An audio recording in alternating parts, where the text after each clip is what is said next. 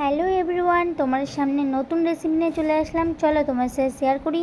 আজকে সকাল সকাল রান্না করছিল বিরিয়ানি, তো তোমার সাথে শেয়ার করবো সেটাই। চলো পুরোপুরি ভিডিওটা দেখতে থাকো আর সঙ্গে থাকো। এখানে করে নিয়েছিল ভাতটা প্রথমে জল গরম করে নিয়েছিল, তার মধ্যে লেবু, তেজপাতা, গোটা এলাচ, দারচিনি, লবঙ্গ, লবণ, তার মধ্যে নুন দিয়ে কিন্তু ভাতটাকে অলরেডি ভালোভাবে করে নেওয়া হয়ে গেছিলো।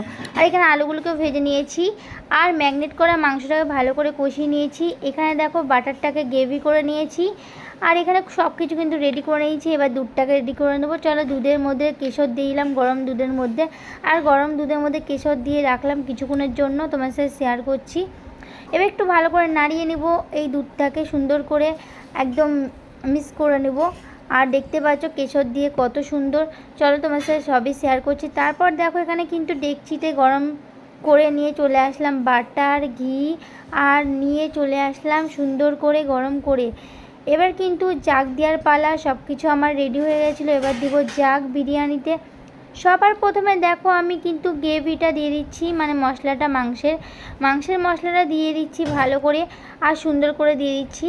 এখানে একে একে কিন্তু এবার গ্রেভিটা দিয়ে দিলাম, সুন্দর করে গ্রেভি দেওয়া হয়ে গেছে। এবার দিয়েছি ভাতটা দেওয়া হয়ে গেছে। এবার দিয়ে দিলাম এর উপর দিয়ে একটু ফুড কালার দিয়ে দিলাম। ফুড কালার খুব সুন্দর করে দিয়ে দিয়েছি।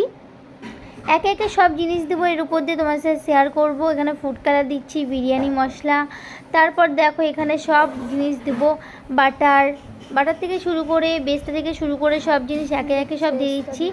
আর দেখো এখানে খুব সুন্দর করে বেস্তা দেওয়া হয়ে গেছিলো। এবার কিন্তু এই পেঁয়াজ ভাজা দেওয়ার পর এখানে দেখো দিয়ে দিচ্ছি আলু ভাজা। আলুগুলো খুব সুন্দর করে কিন্তু সেদ্ধ করে আমি কিন্তু ভেজে নিয়েছিলাম ফুড কালার দিয়ে আর লবণ দিয়ে। তো এখানে খুব সুন্দর করে আলুগুলোকেও দিয়ে দিলাম। আলুগুলো দেওয়া হয়ে গেছিলো। এর উপর দিয়ে এবার কী দেবো চলো তোমার সাথে দিই। এবার এর মধ্যে কিন্তু ব্লেন্ডার করা ছিল চিজ আর হলো বাটার, তো বাটার আর দিলাম। তারপর দিয়েছি এর উপর দিয়ে ভাতটা দেওয়া হয়ে গেছিলো। সবার লাস্টে কী দেবো চলো তোমার সাথে শেয়ার করি। এখানে কিন্তু এবার খুব সুন্দর করে নিলাম, করা হয়ে গেছিলো। এবার বিরিয়ানি মশলা দিয়েছি আর একবার জাগ দেবো বলে বিরিয়ানি মশলা। তারপর সব কিছু একে একে দেওয়া হচ্ছিলো আর তোমার সাথে শেয়ার করছিলাম। জানো তো এই বিরিয়ানিটা খেতে অসাধারণ হয়েছিল, এতটা টেস্টি, এতটা লোভনীয়, কি বলবো লোভনীয়, যে তোমরা খেলে হয়তো বারবার খেতে চাইবে। হ্যাঁ, বিরিয়ানি হয়তো তোমরা অনেকেও খেয়েছো দোকানের বিরিয়ানি, কিন্তু এইভাবে বিরিয়ানি কিন্তু খুব কম লোকই খেয়েছো। তো এই বিরিয়ানিটা খুবই টেস্টি। তারপর দিয়েছিলাম চিনি, লবণ, সব কিছু কিন্তু একে একে দেওয়া হয়েছে, ধনেপাতা।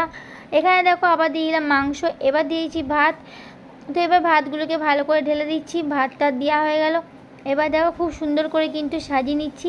তোমরা জানো বিরিয়ানি করতে একটু টাইম লাগলেও বিরিয়ানি খেতে কিন্তু অসাধারণ হয়। দোকানের বিরিয়ানি তো অনেক খেয়েছো, কিন্তু ঘরোয়া বিরিয়ানি একবার খেয়ে দেখো। তারপর দিয়ে দিলাম ধনেপাতা। এখানে সব কিছু খুব সুন্দর করে দিয়ে দিলাম।